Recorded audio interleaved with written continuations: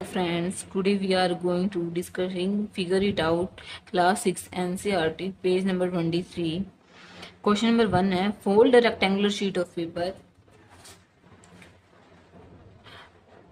then draw a line along the fold created. Name and compare the angles formed between the fold and the sides of the paper. Make different angles by holding a rectangular sheet of paper and compare the angles. Which is the largest and which is the smallest angle you made? इस question में एक rectangular sheet है, rectangular sheet of paper है, ठीक है। हम उसको किसी भी तरह फोल्ड कर देते हैं तो उसके ऊपर एक ग्रीस आ जाती है जिसको हम एक लाइन बोल देते हैं, जैसे इसमें दिखा रखी है। ये जो लाइनिंग आई हुई है, मैंने फिगर भी बना रखी है। एंड हमें उसके बाद हमें कंपेयर, जो उसके अंदर जो draw a line along the fold created, जो फोल्ड क्रिएट हुई उसकी लाइन क्रिएट कर दी। उसके बाद कहा name and compare the angles form between the fold the side. जो ये फोल्ड हमने क्रिएट की है उसके अंदर जो एंगल बन रहे हैं उनको हमें कंपेयर करना है। कौन सा एंगल तो बड़ा है और कौन सा एंगल छोटा है। तो हम लेट्स ट्राई। फर्स्ट एंगल अगर हम इसमें देखें तो ये एंगल बन रहा है ना, और ये हमने ऐसे कर दिया। अगर एक और एंगल अगर हम देखें तो एक एंगल ये बन रहा है, दो एंगल बन गए, एक इधर एक इधर। इनको हम बाहर निकाल लेते हैं, ठीक है। जैसे कि ये कुछ ऐसा है, ठीक है। एंड एक रेड वाला निकालते हैं,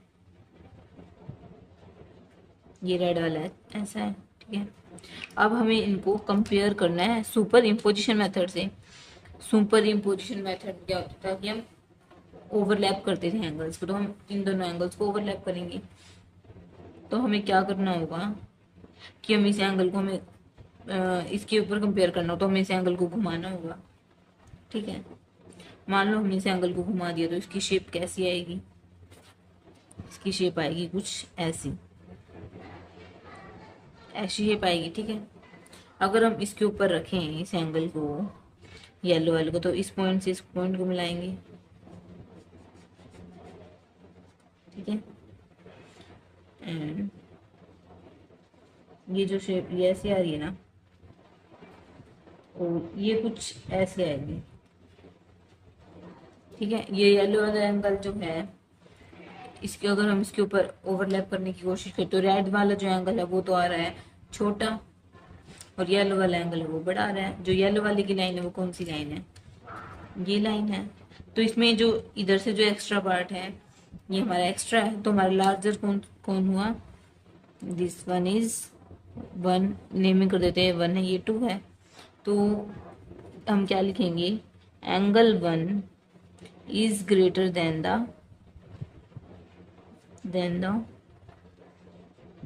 एंगल टू। नेक्स्ट अब हम कंपेयर करेंगे ये दो एंगल्स को, इसको भी हम कंपेयर करते हैं। एक एंगल हमारा ये बन रहा है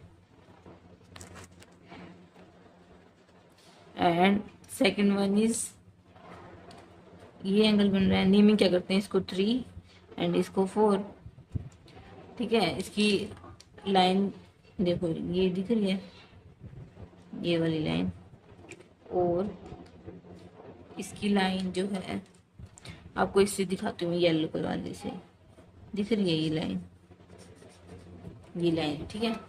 अब हम इन एंगल्स को भी बाहर निकालते हैं। ये जो एंगल है ब्लू वाला वो कैसे निकल रहा है बाहर?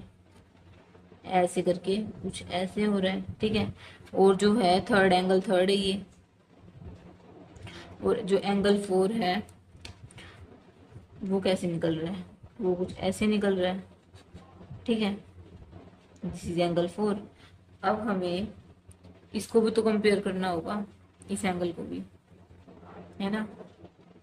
तो हम क्या करेंगे, हम ये एंगल हमें इसके ऊपर ओवरलैप करना है, तो हम इस एंगल को हमें टर्न करना होगा, इधर ऐसे गोल घुमाना होगा।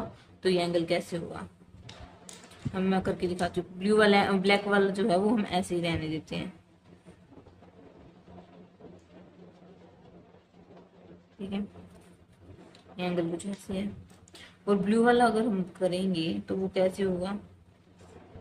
ये ऐसे, ठीक है, ये ब्लू वाला है और वो ब्लैक वाला है। अगर हम चेक करें अब इसमें, तो इसमें जो है ये जो फोर्थ एंगल था, ये है फोर्थ एंगल, एंड जो ब्लू वाला वो कौन सा है, थर्ड है।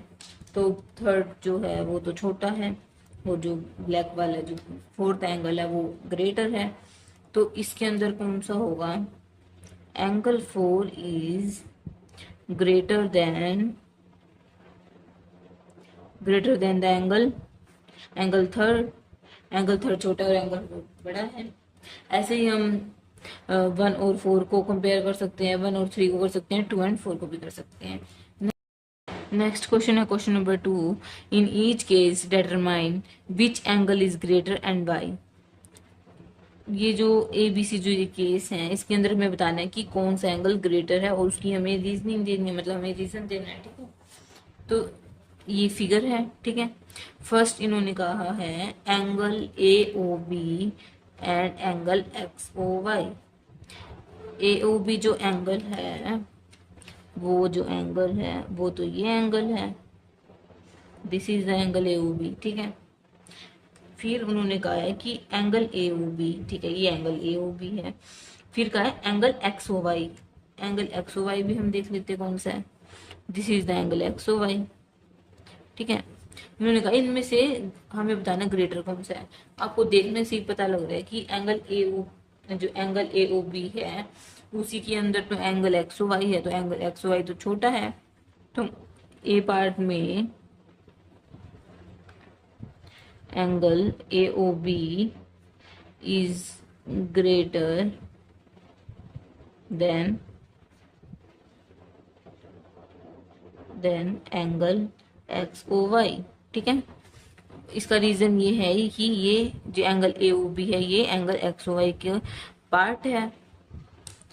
नेक्स्ट जो है एंगल ए ओ बी और एंगल एक्स ओ बी का है। एंगल ए ओ बी तो ये पार्ट है ही, ठीक है, और angle X O B, angle X O B कौन सा है, this is the angle X O B.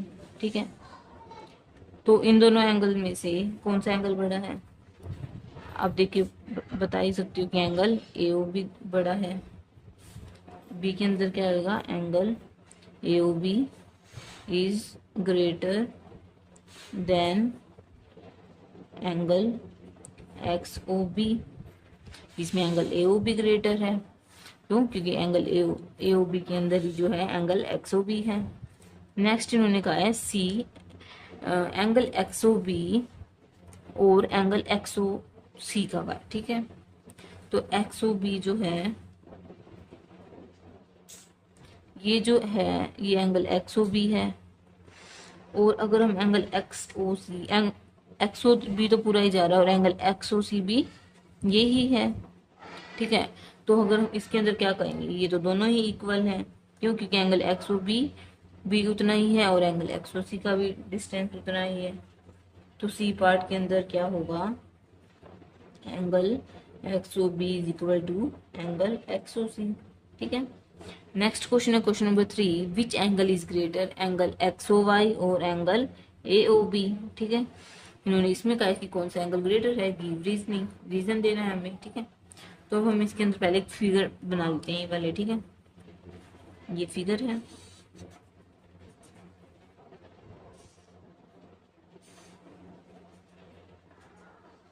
Naming कर देते हैं इसकी, आपको क्लियर हो जाएगा। ये X O B Y and A.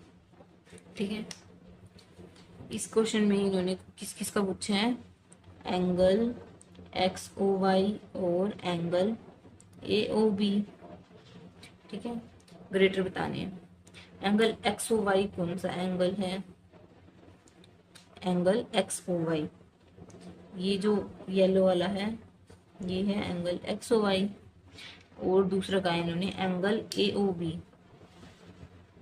A O B जो है वो ये है ए ओ बी।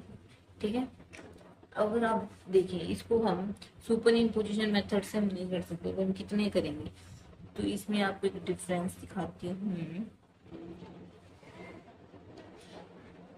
जो आपको येलो वाले में और जो रेड वाले में कॉमन तो ये है ही, ये पार्ट कॉमन है, पर जो एंगल AOB में जो रिमेनिंग पार्ट है, एंगल AOB में रिमेनिंग पार्ट है ये इतना सा है। ठीक है, अगर हम वैसे अगर हम XOY में चेक करें, उसके अंदर आप देखोगे तो बहुत ज्यादा पार्ट रिमेनिंग है। AOB के अंदर इतना सा पार्ट रिमेनिंग है, तो दोनों के अंदर यार है, और जो XOY के अंदर तो बहुत ज्यादा पार्ट रिमेनिंग है। तो हम क्या कह सकते हैं, angle XOY is greater than angle AOB।